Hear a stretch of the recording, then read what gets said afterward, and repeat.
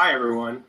Welcome to our webinar on post-election opportunities in the cannabis industry. I'm just going to give everyone a few seconds to filter in here, and then we'll get going. I don't want to waste people's time, so without further ado, I'm going to get to our introductions here. So I'll start with, we'll go in order here. So Jennifer Cabrera, Counsel at Vicente Cedarburg, based in our New York office, but physically located in New Jersey today. Hey, Jen, how's it going? Good. Thanks for having me. We got Steve Fox, President of VS Strategies, Washington, D.C. office, but I suspect he's in Maryland today. I am, and happy to be here. Sally Kent-Peebles from our Jacksonville office, also in Florida right now, I assume. And Jericho Perez from our Denver office. All right, so let's get into it. This is just a brief blurb about the law firm. We're 100% focused on the cannabis industry. We've been doing it for 10 years. Got offices Denver, Boston, LA, New York, Austin, Jacksonville. We've worked on the transfer of hundreds of licenses and have won licenses on the merit side in at least 22 states, as well as dozens of localities across the United States and Canada. We were pretty involved with the campaign this year as well, on the cannabis side and in the past as well. But let's hit the big news here. And I'm going to turn it over to Steve here to talk about the federal update. But the headline, as I'm sure everyone knows at this point, is that cannabis won the election. Right. All right. I'll take it from there, Charlie. Even though I'm doing the federal update, since there's a nice broom here, I believe that is suggesting that we had a clean sweep for the cannabis-related ballot initiatives with victories for adult use in New Jersey, Arizona, South Dakota, and Montana, and medical cannabis initiatives passing in Mississippi and also South Dakota, where they had both on the ballot. So in terms of the federal impact, we think that will just continue to build upon the momentum that there's been really for a couple decades now, but especially since 2012 when Colorado and Washington became the first states to pass legalization measures on the ballot. That really changed the tone of things in Congress, and with an example being the Rohrabacher Amendment that protects state medical cannabis laws from federal interference. That first passed in 2014 in the wake of the 2012 initiatives. We also had the Cole memo back in 2013 that I'll touch upon in a moment that established priorities for the Department of Justice. So there's been a lot of momentum, and we expect that the successful initiatives will just build upon that. Sorry for not knowing that the next slide was going to lay all of that out. We have here what I just described. We've also noted that there were other drug policy reform measures that passed in Oregon as well as Washington, D.C. So in terms of the federal update, let's start with the good news. And by good news, I'm just talking about the big picture, which has existed really, as I noted before, since the wake of 2012 and the Cole memo that was issued under the Obama administration, basically saying that the federal government would not have as a priority the prosecution of individuals who are acting in compliance with state cannabis laws. That existed throughout the Obama administration, while some folks were certainly nervous when Donald Trump was elected president and appointed Jeff Sessions as his attorney general, who was no fan of cannabis. That non-interference policy has really remained throughout the Trump administration. And now with the Biden-Harris administration coming in, we don't see any reason to expect that anything will change there. And what we can expect, I don't think this is specifically cited here, is that it is likely that there will be a new memo by the Department of Justice detailing what their policy will be moving forward, and that may end up being a reissuance of the Cole memo with some tweaks here and there. But I think we would expect that. But taking a step back, although we will have a Democratic administration, we are likely to still have divided government. That's not guaranteed. We could have 2 Democratic wins in the Georgia Senate runoffs, and that if the Democrats won both, then with the vice president voting in their favor, they would have control of the Senate, and that could open up a number of opportunities. But I'll get to that in a moment, because I think we talk about Congress after this.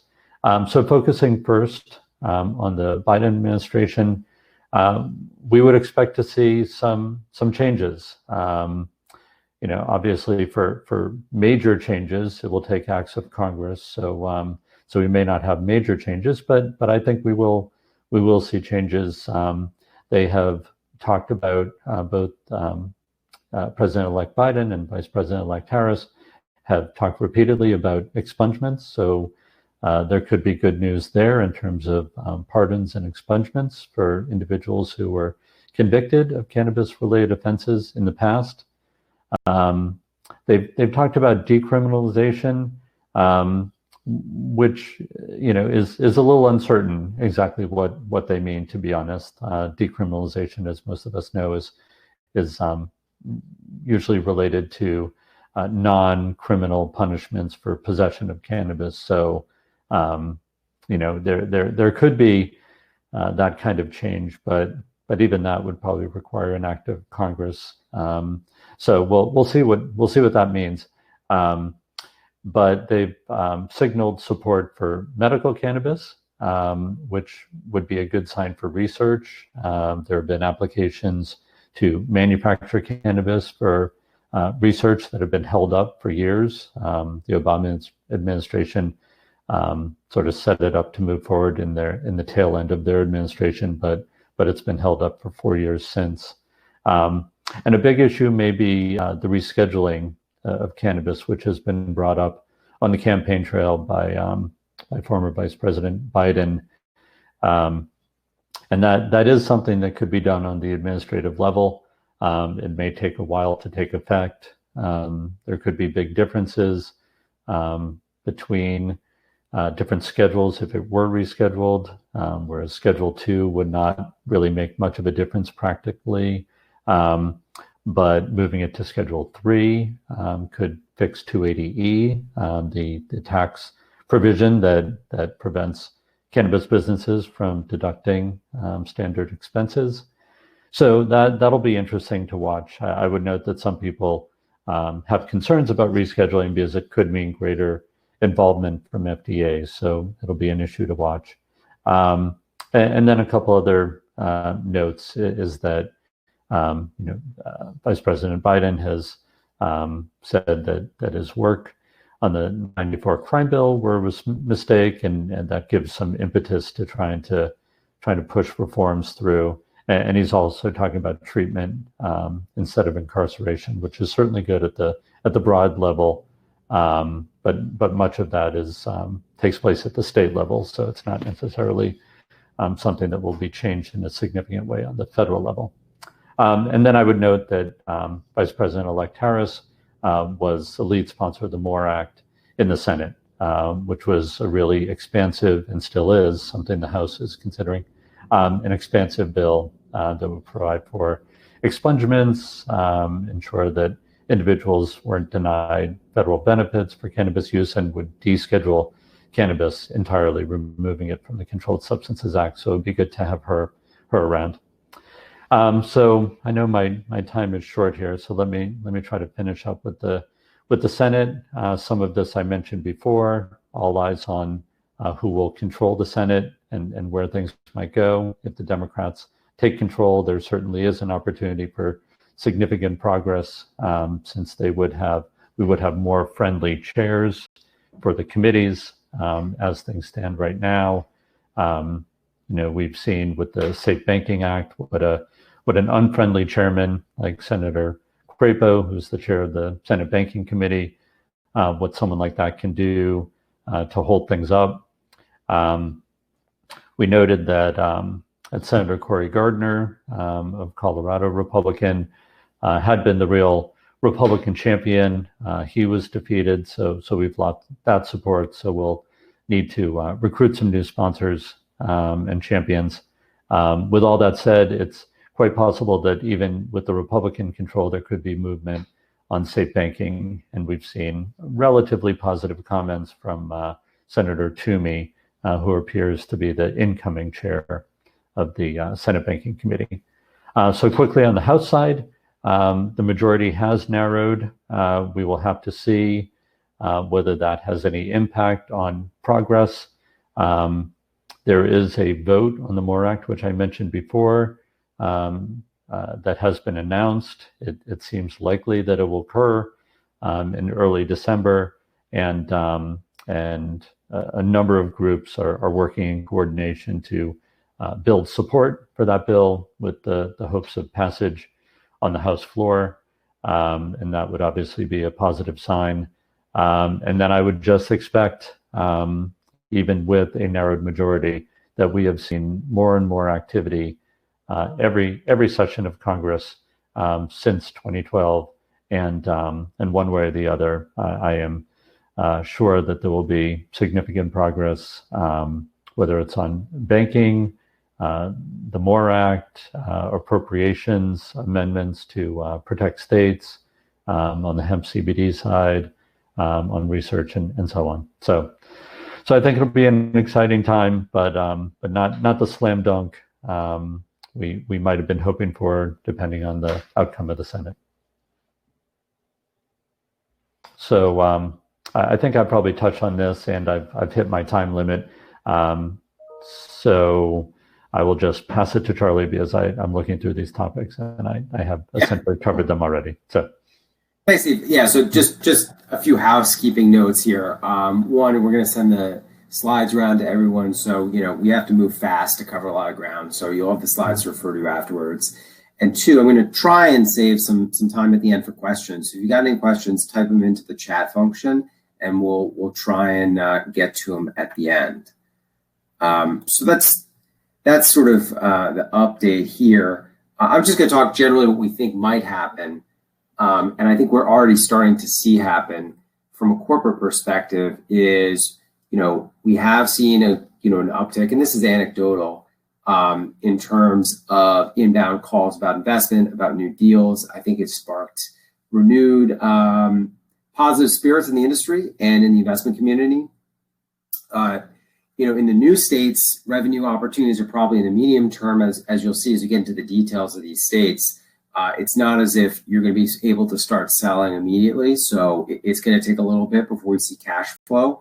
And then I think we'll start to see some institutional investors circle around the edges and look at, maybe testing company investments, maybe ancillary tech company investments, which we've already seen. But I don't think until you see some action at the federal level, you're going to see the institutional investors who've been sitting on the sideline take any definitive steps. Let's see here. Yeah, existing issues with the industry in terms of banking access, access to loans, the ability, getting cut out of your Facebook account for advertising. I don't think anything like that's going to change in the short term, unless you see a federal policy position move. But I do think, the positive trends are going to continue. We're getting closer to normalization. And then, of course, the broader world is a big unknown, and we're not going to speculate about it here, but that obviously will dramatically impact the cannabis industry. So I'm just going to outline sort of a few thoughts here about how we think about new markets, and that'll kind of structure our discussion to the next states. So, first question is, how do you get into these new states? And this is what we call apply versus buy. In some states, you're going to need to buy a new license because the rules basically give a head start to the existing operators. In other states, you're going to have to apply. And sort of applying for a license, the competitiveness will vary dramatically from state to state and also from locality to locality. Because in certain states, it's not the state licenses that are competitive, it's the local licenses. So we'll address that. Then we'll talk about next steps. There is a big difference in terms of how ballot initiatives are structured. Some are self-executing, and some will require the legislatures to pass legislation. So that will really impact, what we know now and the timeline. Sort of second to that, it's just legislative alteration. The ability of a legislature to alter the vote passed by a voter initiative varies between states, and that will, of course, impact how the state operates. And then, the big next step in most of these states, other than New Jersey, right, where you got to pass legislation, is the rules. And the devil's in the detail, and the rules are going to tell us a lot. And then we're going to look at timeline. How long does it take? Which is a big question we get. It very much varies between states. I'd say between 1 and 4 years. Maine is sort of an outlier in terms of the time it took from passage of adult use to first sales. But a lot of that was due to Governor LePage, the governor at the time, who was very hostile to it. And you see a hostile governor and legislature can really dampen one of these new systems. So anyway, these are kind of the key questions to ask yourself. Will existing medical operators be given a first bite at the apple? And you'll see that's going to be the case in Arizona. And you also got to think about the size of the overall market. Obviously there's the general size of the state. The size of the state economy matters a lot. And we can also look at how many adult cannabis consumers there are. We used some specific sets of data that are referenced here to come up with these numbers. And those are, we'll break them down state by state. And then finally, regulatory notes. There's all sorts of unique things that vary state by state. For example, a residency requirement, which we'll see in Montana. So that's the big ticket items, right? You want to understand the states. But the next question is, all right, you're an investor, you're an operator, maybe you're another service provider. You're thinking, well, what can we do now, right? If I'm not going to get adult use sales for at least a year, maybe 2 years, do I just sit on my hands until then? Well, the answer is, the people that are making those first adult use sales on day one weren't sitting on their hands for 2 years. I mean, they're working very hard to get to that point. So, these are kind of my 4 big takeaways, I think, is if you're in one of these new states, particularly if you're in a state without any cannabis market and you're trying to figure out how to get into the game, this is what I would say to start thinking about. 1, start thinking about real estate. Locking prime real estate locations can be difficult to obtain. Oftentimes, locking down real estate is the hardest part of a licensing application.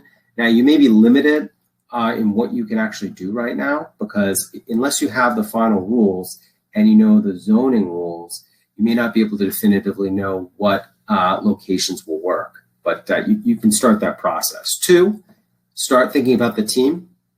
Who's going to be in your team? You can start building it now. 3, if you're not in cannabis, if you're one of these brand new states, you can start developing industry expertise.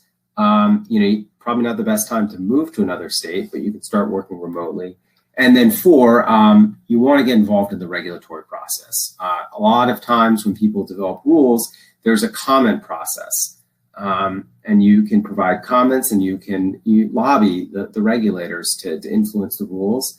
And if it's a legislative process, like New Jersey we're going to talk about, you can get involved on the lobbying side there, because the way the rules and the laws shake out will dramatically impact the winners and losers in that state's economy. So without further ado, I'm going to turn over to Jen to talk about New Jersey. Thanks, Charlie. And with that, the sun came out in New Jersey. So isn't that nice? It's been very cold here for a few days, so welcoming that. All right, so New Jersey. The voters of the Garden State turned out to overwhelmingly support adult use legalization. They passed it by a margin of 2-1, which is where it was consistently polling for the past few months, which is great news. Big picture, the ballot question is not self-executing. The legislature needs to enact enabling legislation. This is something that I've been talking about with clients quite a bit over the past week, and it's sort of a slow process. Right now, there is a draft bill making its way through the New Jersey legislature. There was a very long assembly committee hearing meeting today that went on for about 3 hours. But further amendments are being made to this bill as we speak. However, there is hope that a bill will pass before the end of the year. After the implementing legislation passes, then there is a Cannabis Regulatory Commission that's going to be set up, and it needs to start issuing regulations. So just big picture, there's the current state of the market. In New Jersey, we have had a medical program that was first created in 2010. It was one of the last bills that was signed by Governor Corzine before he left office. His successor, Chris Christie, was not in favor of the medical program, and it really did not flourish. It's an understatement during his tenure. Our current governor, Phil Murphy, came into office, I want to say, in early 2017, and he has really made an effort to increase the size of the medical program. Since he came into office, the number of medical patients has tripled to around 90,000, so much smaller than the number of within New Jersey of active users, which is estimated to be around 700,000. Also, though, the current operators within the medical system are called alternative treatment centers, or ATCs. They currently, there are 12 of them, of which 9 are operational. They currently serve the medical market. There was a request for applications in 2019. About 200 applications were submitted. The results of that have not been determined. It just has been put on hold because of court action. We were anticipating results at the end of 2019. It just hasn't happened. So that's an additional 24 licenses, I want to say, that will come online if the court case is resolved and the Department of Health is able to issue those licenses. However, once those licenses are issued and that's resolved, under the adult use legislation, the Department of Health is no longer going to be in charge of the program, and instead it'll transfer to this Cannabis Regulatory Commission. So I covered some of this, I think, in the last slide, but the enabling legislation, okay, it's called, the bill is named S21 or A21 if it's in the assembly, and it is moving quickly. There is hope that among legislators that it'll pass before the end of the year. Once that bill is passed, let's say the best case scenario, for the sake of argument, that it's passed by December 15th. The Cannabis Regulatory Commission then is expected to issue regulations within 180 days of that. So we'd be looking at May 15th, 2021, before regulations actually come out. Then, big picture, we are going to have a number of new licensing opportunities in New Jersey. The current ATCs will be able to convert to selling adult use cannabis from day one. The 2019 winners, when they are finally announced, assuming this happens one day, they'll be able to start selling adult use cannabis and will be in the same boat effectively as those original 12 ATCs. Under the new bill, we're anticipating 6 new classes of license: grower, processor, wholesaler, distributor, retailer, and delivery.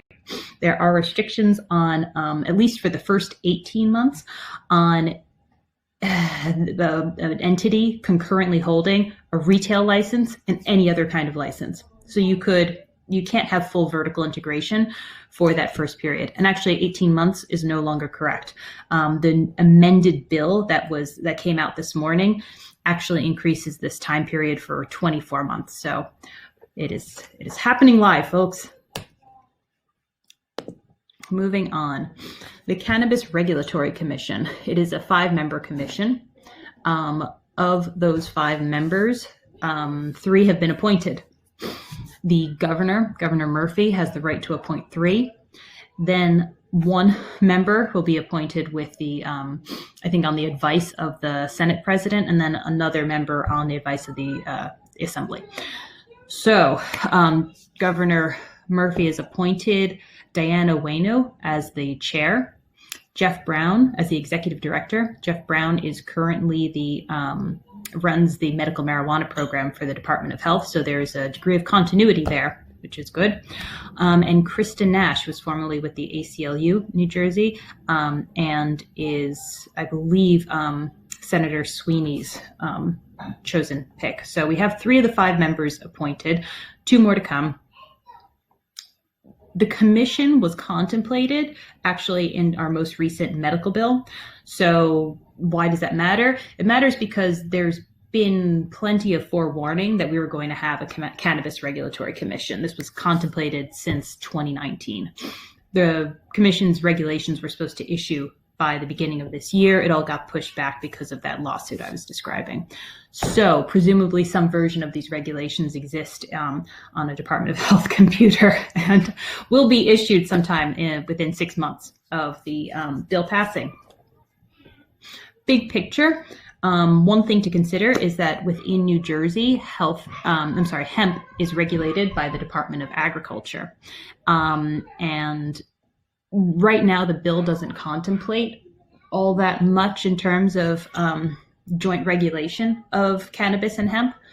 You see that in New York, for instance. New York's proposed plan anticipates cannabinoid hemp, meaning hemp for CBD, being regulated by the Cannabis Commission. That's not anticipated in New Jersey right now, though this is something that I think is being actively debated within the halls of power, so we could see for more coordination between these departments going forward in the future.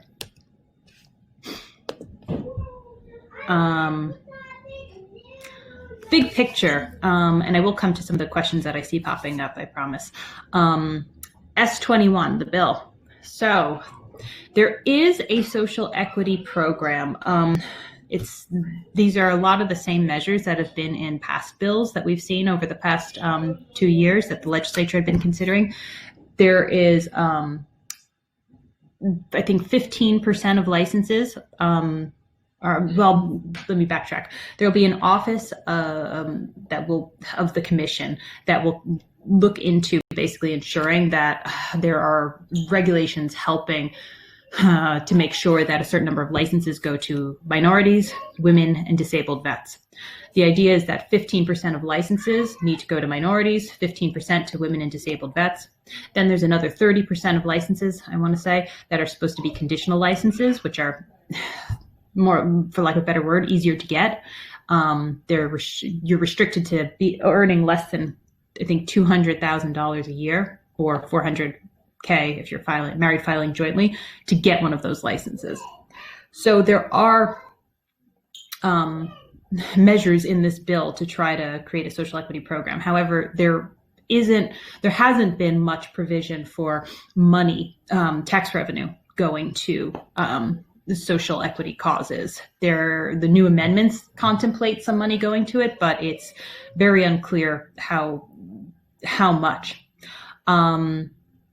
While I'm on the subject of tax, the constitutional amendment limits the tax rate at the sales tax in New Jersey. I think that's 6.625%.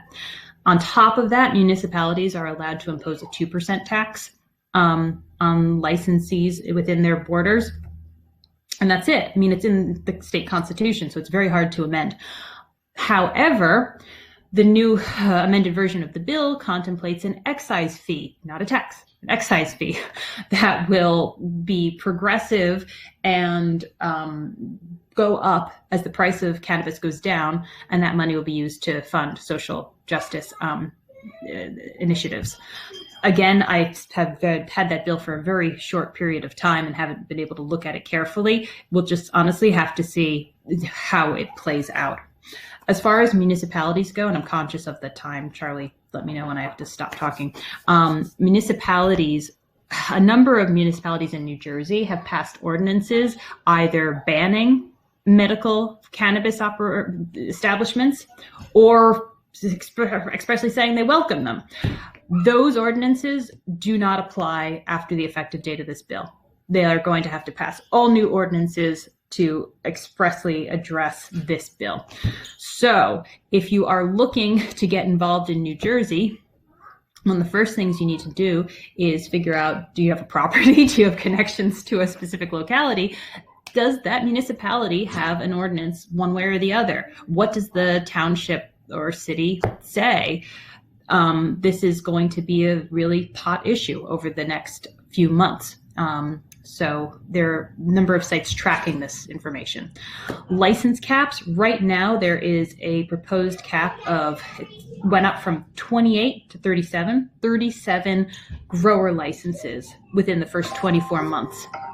It's not clear if that'll be in the final bill, but with where things stand right now, it will be tough for New Jersey to meet the current demand with that amount of supply. So either the current ATCs are going to have to really increase their canopy size, or they'll have to increase the cap on licenses. But right now it stands at 38 grower licenses for the first 2 years. And I'm not aware of any other license caps. Also, you're expected to enter into a labor peace agreement with a union. And I will wind this up. Just big picture, we have nearly 9 million people in our state. It is not a very big state geographically, but it is jam-packed full of people.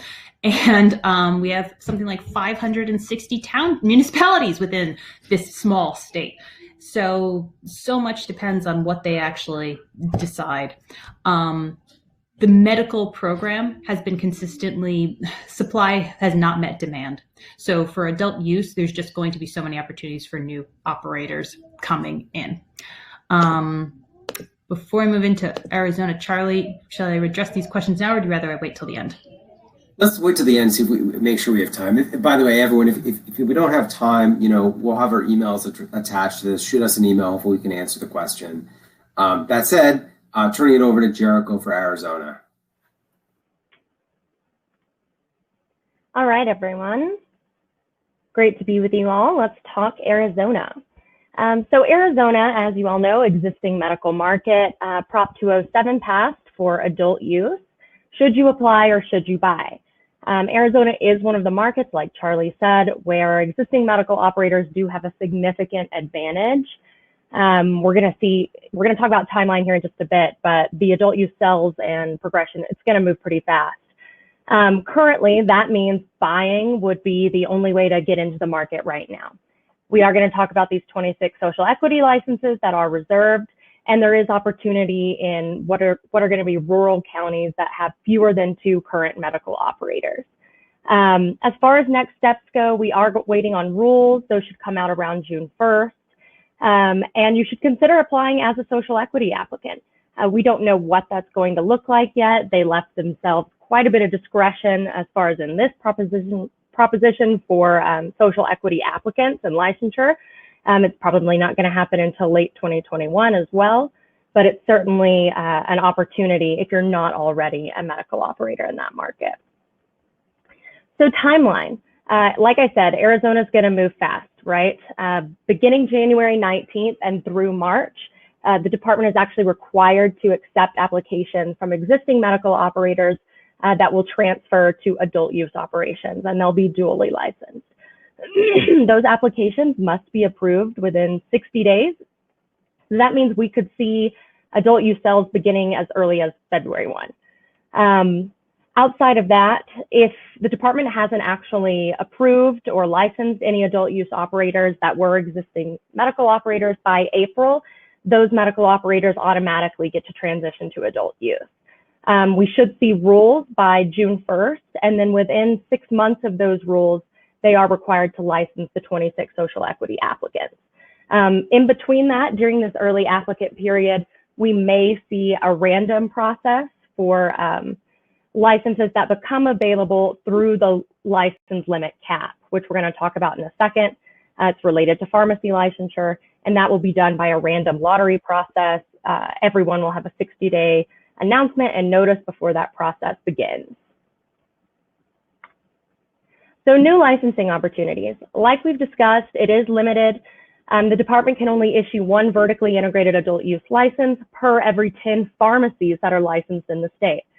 This is like your CVS, your Walgreens, not dispensaries. It's the same limit that existed previously for medical operators, which is why those medical operators have such an advantage. There's currently 130 registered nonprofit medical marijuana operators, and assuming all of those switch to adult use, it's unlikely there's going to be additional licenses open. Those licenses, if they were open, would be issued through a lottery process. But again, if that happens, we're not going to see that until at least mid-2021. There are two exceptions to the pharmacy license limit. And like we previously noted, the first one of those is the social equity licenses. So no later than 6 months after rules, and again, rules are required to be effective by June 1st. So no later than December would be the latest we're probably looking at. Those 26 social equity licenses have to be issued.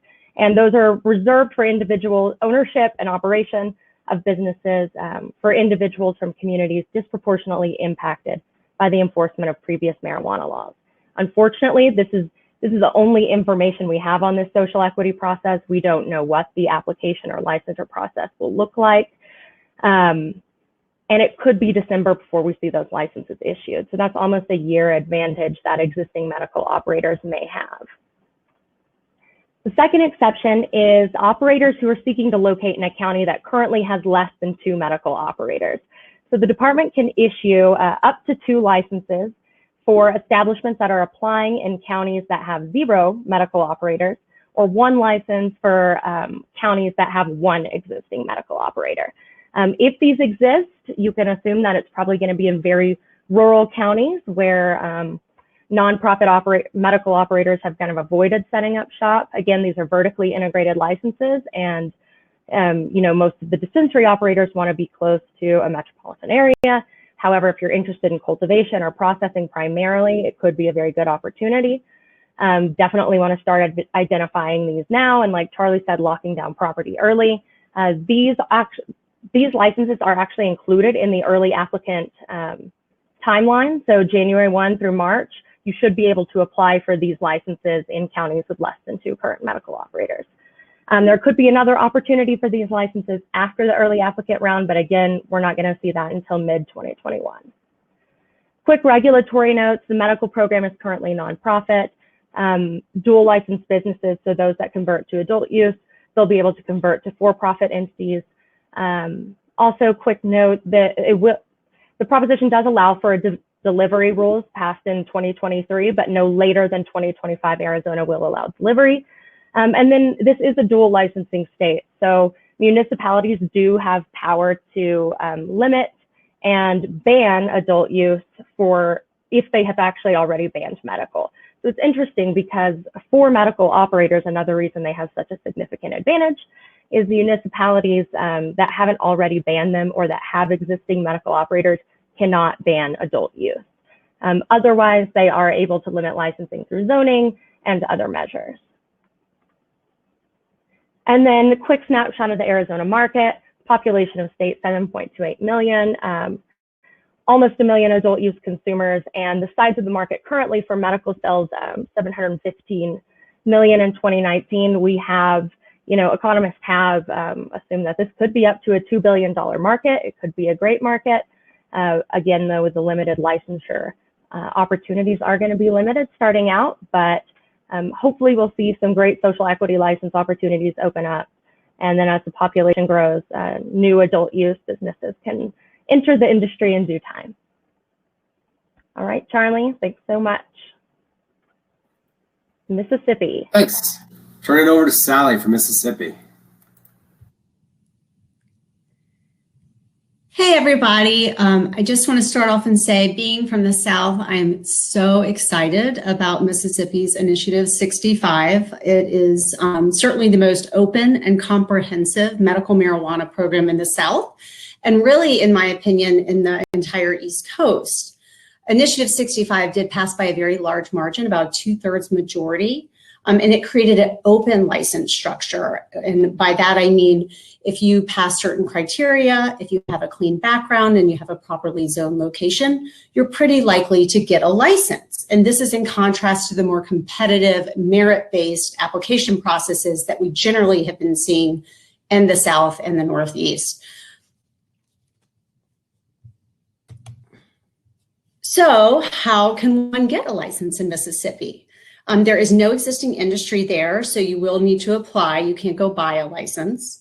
And as for next steps, the Department of Health, who will be overseeing the program, will need to draft rules and adopt rules to implement the program. So the Mississippi law has a very nice timeline within the law itself, and I really like to see that because it really helps propel the program forward in a timely manner, and also prevents the regulators from dragging their feet, which we have seen a lot of regulators do in the South. So July 1st, 2021, that's the date the state must adopt final rules and regulations to implement the program. And then in mid-August, we'll see patient identification cards and MMTC, medical marijuana treatment center licenses, issued around that time. So here are some highlights of the law itself.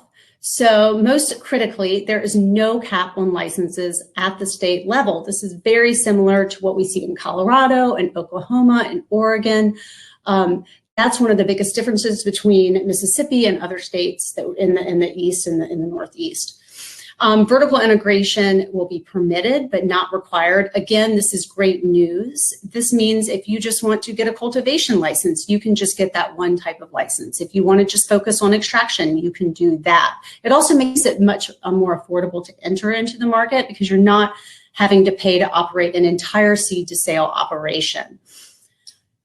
Local jurisdictions do not have the ability to ban businesses. While this may have upset some of the local jurisdictions in Mississippi, it's great to see from a patient point of view because this means patients can access medicine all over the state.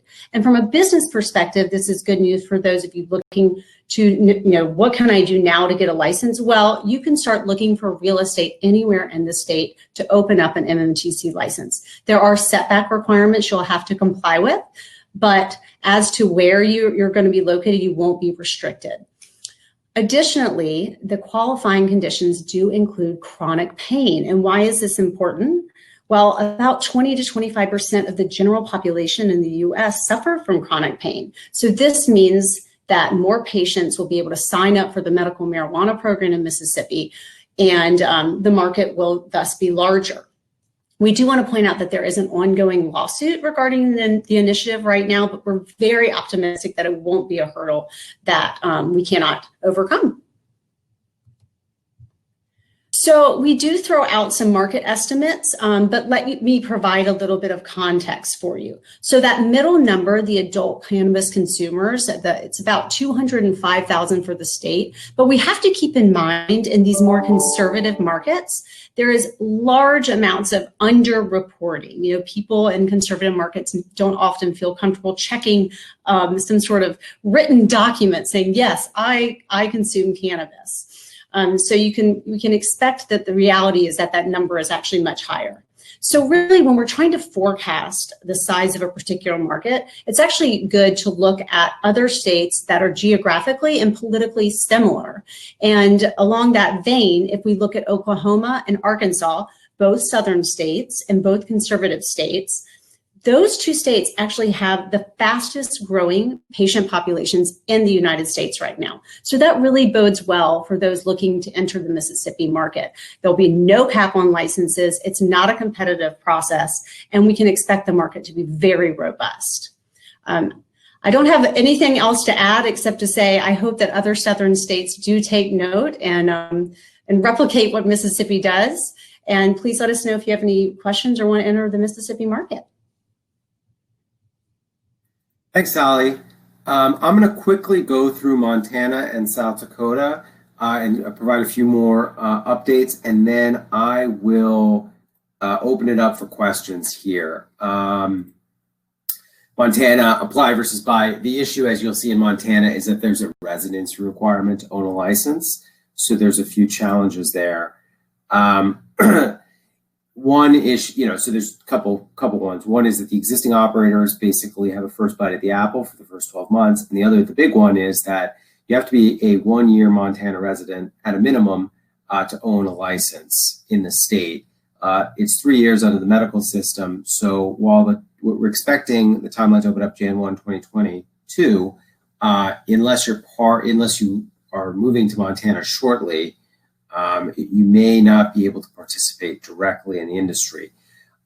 First things to note is that in a lot of states, you're able to sort of structure in a way that complies with the residency requirement and still sort of participate in some of the upside of the business through a licensing arrangement or management services arrangement. You know, I would hesitate to provide advice there until we see the final rules, because that's the kind of thing where the rules are quite important. There's been some big changes to the market over the past few years. The biggest one in June 2020 was the untethering of patients from their designated providers, which allow them to shop at any of the approximately 250 dispensaries in the state. Unlimited licenses, population relatively small, looks like a decent number of adult cannabis consumers, and there's the size of the market in 2018, $45 million. So apologies to anyone from Montana on this presentation, but I want to give some time back to my colleagues, so I just want to move quickly here.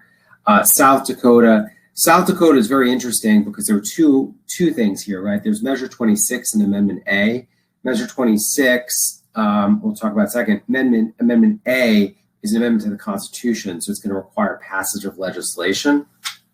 And it's pretty interesting because here we have a state that didn't. Most times you see someone pass medical and then it goes operational and then they pass adult use. Here they went straight to adult use, though that's not how it's going to work on the timeline, but they passed both at the same time. There's no existing market in South Dakota, so you're going to have to apply here. We're expecting medical rules in the summer and also rules legalizing hemp. You know, they actually sent out an email blast. They wanted everyone to know that these measures come effective July 1st, 2021. In medical, you need to have rules by October 29, 2021, and adult use April 1st, 2022, but we don't actually have legislation there. So I would not consider that timeline locked in. It is a constitutional amendment, but it's important to note that if you have a legislature and executive who are not friendly to the industry, you know, there's a million things they can do to slow you down. Several license types that are finalized with the rules. Department of Revenue determine the number, and localities can ban adult use. So zoning will be a limiting factor. So what we've seen in other states is that even in states that are perceived as very cannabis friendly, like Colorado, at least initially, most localities banned adult use. So you had a tremendous concentration of the businesses in places like Denver. So if you were looking at a map of the state of Colorado, you know, it looks a bit like an election map, right? Where you've got a small patch that's zoned appropriate, that allows adult use, and then huge patches which don't. But what you can't see from, you know, the geography doesn't show you the population density. Another big one here in South Dakota is that chronic pain is not a qualifying condition, only severe debilitating pain. Sally was pointing out this is a huge issue because a huge percentage, you know, it's a unfortunately large percentage of the American population suffers from chronic pain. And if you look at what people are granted medical cards for, a large percentage of that ties to chronic pain. So until the Department of Health can add that as a qualifying condition, I think it may provide some limitations on the size of the medical market. Of course, that will mean there will be a bigger jump when adult use goes live if it hasn't been added previously. Some notes on the South Dakota market. I think this might also play into what Sally was saying earlier, sort of a reticence of people to acknowledge their cannabis use in a place like South Dakota, where it's the rules are particularly harsh and there may be more social downsides to admitting it. Okay, some other good news here. This is bonus material and theogens. We had a couple good things, right? The first one is Oregon, Measure 109. So this is the first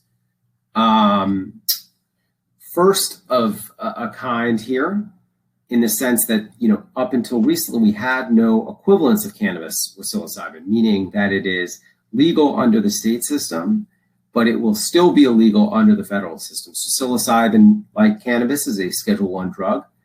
But Oregon has gone ahead and created a licensing system for psilocybin mushrooms. A couple points here is they've got 2 years to develop the rule, so we don't know exactly when we're actually going to get to licensure. And that use of the product is going to be limited to people with proof of a 2-year Oregon residence. So we're going to keep an eye on this for the rules. Oregon, there's no market for this. It has a substantial cannabis market and a decent population, but obviously no information on the market.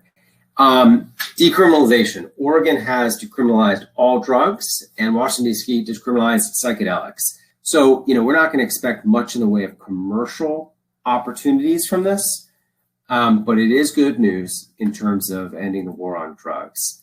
In terms of other countries, states, and local measures, this is the kind of stuff that didn't really hit the headlines at the same level, but there are a lot of jurisdictions that will now permit adult use that didn't previously in both California and Colorado. So that's going to create new business opportunities. So I didn't have a chance to sort of schedule it out here, but if you just click on that link, you'll see some California towns that we've outlined. So there's going to be more opportunity for licensing in California. Because again, California, the limitation on licensing is really at the local and not the state level.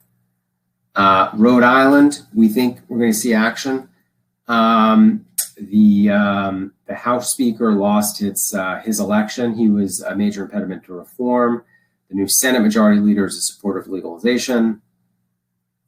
New Zealand, unfortunately, we lost.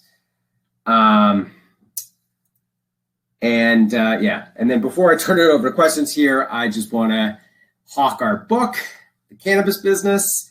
It's a book on cannabis law that I wrote with Cassie Furman. All our author profits go to the Last Prisoner Project. It does a good job, I think, of giving an outline of the industry, and it's a good reference if you're sort of new to the industry. That said, I'm now going to open up for questions here. Let's see what we can get. Pending medical applications in New Jersey. Jen, do you have an update here? I don't think we actually know what's going on there. Yeah, I was able to actually get a little bit of information on this. Those have all been, the DOH's review of those pending applications has been stayed by a judge. That stay was renewed in July. Basically, the DOH and the applicants that are suing just haven't been able to reach a settlement. And from everything I'm hearing, they just won't. The DOH is not in a position to do so. That means we're waiting for a hearing to be scheduled and then for a ruling to come down from the court. And from what I hear from the DOH, they are happy to go with whatever way the court actually rules, but the prospects of settlement look very slim. That said, it does have to happen at some point, and under the current wording of the bill, those applicants would be treated the same as any other existing ATCs. So once this happens, it'll be good news for those operators. Yeah, we just got the question here. So we are going to send the slides out afterwards. Along with, I think, some links at the articles that we wrote pre-election that provide a little summary as well. We're also going to post this on our YouTube channel, so please go ahead and click subscribe on that. You can see some of our other presentations there. And then we've got just a little bit of time left. Sally, I have a question for you. Can we find those setback requirements for property in Mississippi yet? I don't think we can, right? No, it's 500 feet. Oh, okay. And this is going to be the state setbacks. So it's 500 feet for daycares, churches, and schools right now. And they have to be pre-existing, but the word pre-existing hasn't been defined yet. So we're hoping that the rules will flesh that out. We'd like to see pre-existing tie to the date that Initiative 65 passed. And Sally, I understand that in Mississippi, a lot of control was taken away from localities. Is that right? Yes. So the local governments were not allowed to ban, as I noted. And as for zoning, they did exactly what Florida did, which is to say you can place an MMTC in any pharmacy zone, and they could not restrict it any further. This, just like it did in Florida, this upset the local jurisdictions because they feel that they can't regulate those businesses at all. They have no control over the place and manner of those businesses. So that is probably the reason we're seeing that lawsuit, because the mayor of the city that's suing feels he's out of control, cannot regulate it. So he's, I can't say for sure, but it seems that he's upset about that aspect of it. So he's trying to invalidate Initiative 65. So it sounds like in Mississippi, at least, you have a pretty good idea of what kind of real estate might work. Absolutely. That's, as I noted, it's great news for people interested. And there are a lot of people calling right now and talking about where they're interested in setting up shop. And we're having these discussions actively with people and helping them locate good spots, making sure they're compliant. So you want to look in pharmacy zones and you want to look for that 500-foot setback. Okay, awesome. That's very helpful. Thank you. All right. Well, I think that sort of runs out of our time here. Thanks everyone for joining, and thanks to my colleagues for presenting. And as always, we're here to help legalize it and to help everyone do cannabis business. So please don't hesitate to reach out. Here are all our numbers, and like I said, I guess our email addresses, not our numbers. And we're going to be following up with the slides and posting this online.